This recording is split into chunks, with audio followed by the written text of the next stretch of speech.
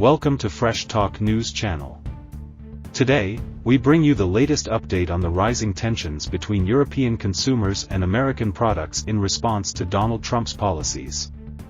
In London, CNN reports that Moya O'Sullivan, a 29-year-old history and English teacher from Kilkenny, Ireland, took a hard look at her shopping habits and decided it was time for a change. She noticed that many of her everyday items, cream cheese, toothpaste, mouthwash, whiskey, and soft drinks, were all American-made. Her response?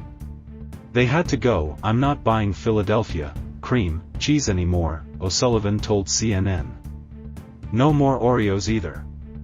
In her bathroom, Oral-B and Listerine have been replaced by European brands, while Jack Daniels and Coca-Cola have disappeared from her drinks cabinet. But this isn't just a personal decision.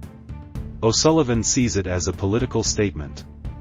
By changing her shopping habits, she hopes to send a message to the 77 million Americans who voted to elect Donald Trump to a second term. "It's very disappointing to me to see that half of America would choose Trump," she said.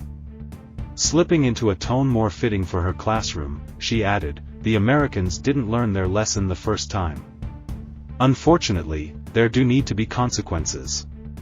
As Trump's administration pushes forward with its trade war against the European Union, a wave of economic nationalism is spreading across Europe. O'Sullivan is part of a small but determined group of Europeans who believe they can make a difference by using their wallets as weapons. Trump has announced that, as of April 2, new tariffs will be imposed on goods entering the U.S. from across the globe as part of his package of reciprocal tariffs. In response, the EU is preparing countermeasures, including higher tariffs on American whiskey, motorcycles, beer, poultry, beef, and key agricultural products like soybeans, tomatoes, and raspberries. Yet, opposition to Trump in Europe is not as vocal as it was 8 years ago. European leaders have worked hard to maintain diplomatic ties with Trump, hoping to soften the impact of his trade policies while steering him toward acceptable stances on global conflicts in Ukraine and Gaza. However, public fatigue is setting in. Many people are just a bit exhausted this time around, O'Sullivan admitted. Zoe Gardner, a spokesperson for the UK-based protest group Stop Trump Coalition, echoed that sentiment. "The first time Trump was elected, people were outraged, and they thought they could fight back and win," she explained. "Now, people feel much more beaten down. They feel less confident in their ability to oppose this." Do boycotts work? James Blackledge, a 33-year-old postman from Bristol, England, has also changed his habits. Like O'Sullivan, he's swapped out American products for European alternatives, even if they cost more. "I'm a bit of a mayo monster," he admitted, "but I've stopped buying Hellmann's and started making my own. It's actually quite easy with a little blender." Blackledge has also given up his occasional McDonald's coffee and poured his last Sierra Nevada beer down the drain. He isn't alone. Many of his friends have been quietly boycotting American brands since Trump's first election. O'Sullivan and Blackledge are far from isolated cases. Online message boards and social media forums are buzzing with discussions on how to minimize support for American businesses. Denmark's largest retailer, the Salling Group, recently introduced black, star-shaped stickers to label supermarket products made in Europe. This move follows a surge in consumer demand for European alternatives, particularly after Trump's controversial comments about annexing Greenland, an autonomous Danish territory. Meanwhile, social media groups dedicated to boycotting American goods are gaining traction. A Swedish Facebook group advocating for such a boycott has amassed 81,000 members, while a Danish counterpart boasts 90,000. Every day, users ask whether their dog food, soda, cheese, or chocolate is tied to American corporations and seek alternatives. While it's too soon to determine the economic impact of these efforts, previous boycotts, such as those against Russian and Israeli products in response to geopolitical conflicts, have shown that such movements can influence corporate decisions, even if they don't always cause significant financial losses. A 2016 University of Virginia study found that American consumers reduced their purchases of French-sounding supermarket brands during a diplomatic dispute over the Iraq War. Another study of U.S. boycotts between 1990 and 2005 concluded that while boycotts might not significantly harm a company's bottom line, they can damage its public image. For O'Sullivan, the goal isn't necessarily to bring American businesses to their knees. "We vote with our money," she said. "Even if it makes no difference, I just don't want my money going to support his economy." Targeting Tesla, Trump remains broadly unpopular in Europe, and polls indicate that his re-election has further soured European views on America.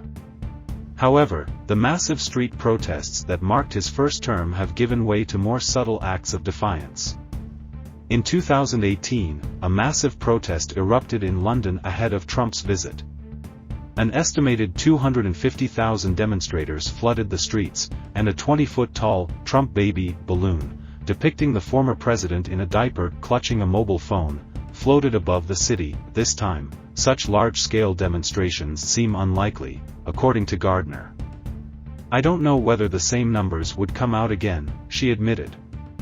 Instead, activists are shifting tactics. For example, protests have been organized outside Tesla showrooms in the UK, targeting CEO Elon Musk for his involvement with the Trump administration. However, turnout has been underwhelming. One recent event in Leeds saw fewer than 20 protesters. Still, Tesla's sales in Europe have taken a hit. The company registered only 9,913 new units in January, a significant drop from 18,121 the previous year, according to automotive analysts at JADO.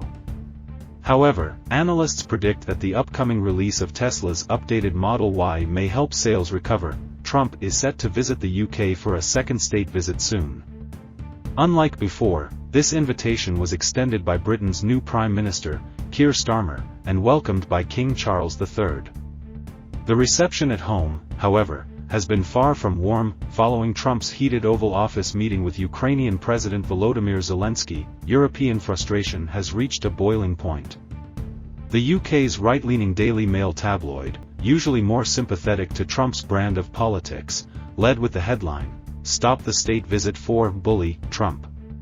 Gardner, who supports economic boycotts, admitted to avoiding Amazon purchases in protest. However, she noted the irony of organizing activist efforts through WhatsApp, a platform owned by US tech giant Meta. "There are contradictions in this," she acknowledged, "but that doesn't mean it's not a worthwhile thing to do." Some European leaders are even embracing symbolic gestures. French MEP Raphael Glucksmann recently called for the return of the Statue of Liberty. "It was our gift to you. But apparently, you despise her," he declared at a rally. Later, he clarified on X, formerly Twitter, "No one, of course, will come and steal the Statue of Liberty. The statue is yours. But what it embodies belongs to everyone. And if the free world no longer interests your government, then we will take up the torch, here in Europe." Thanks for watching Fresh Talk News channel. Don't forget to like and subscribe for more news and updates.